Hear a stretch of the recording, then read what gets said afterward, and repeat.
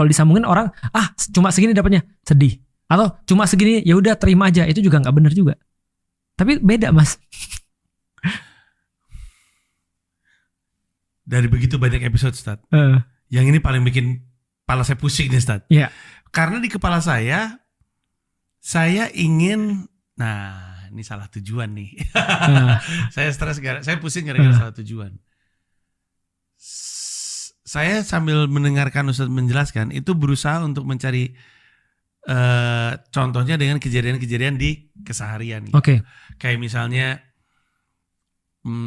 tadi kita udah sempat contohkan, gue nggak perlu kerja keras karena rezeki udah ditentukan.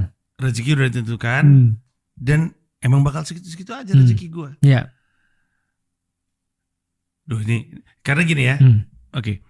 Kayaknya mungkin saya salah nangkap, tapi kayaknya beriman kepada qada itu untuk membuat kita tidak stres atas apa yang diberikan dan apa yang tidak diberikan. Beriman kepada qadar itu supaya kita tidak stres atas kadar yang diberikan kepada kita. Itu bisa. Iya kan? Tapi tidak juga menjadikan kita jadi malas. Nah sekarang kalau kasusnya bukan sukses deh, kasusnya sedih. Oke. Sedih misalnya. Sedih juga ada kadarnya kan? Betul. Jadi orang mungkin bertanya, kenapa sih gue dikasih kesedihan seperti ini? Ada orang. Misalnya seorang perempuan. Oke. Misalnya diselingkuhi. Apa? Diselingkuhi. Boleh ya diselingkuhi, iya. Pernikahannya berantakan, dibenci sama mertuanya, cerai. Oke. Nggak bisa punya anak, disalah-salahin, cerai. Terus dipikir cerai adalah tanda untuk saya masuk ke perjuangan yang baru. Oke. Tiba-tiba nggak ada yang mau sama dia. Karena dianya sudah usia. Terus ketika ditanya kenapa pernikahannya gagal, adalah karena nggak bisa ngasih anak. Terus jadi dia makin terpuruk. Dia bertanya, oke lah, ada hal yang dalam kuasa gue, ada yang tidak dalam kuasa gue. Nggak bisa punya anak di luar kuasa gue mungkin. Betul. Pernikahan yang buruk gue udah berjuangkan apa segala macam, tapi kalau udah kayak gitu ya gitu aja. Yeah. Tapi kok ini kadar kesedihan yang gue terima ini kok nggak bisa habis.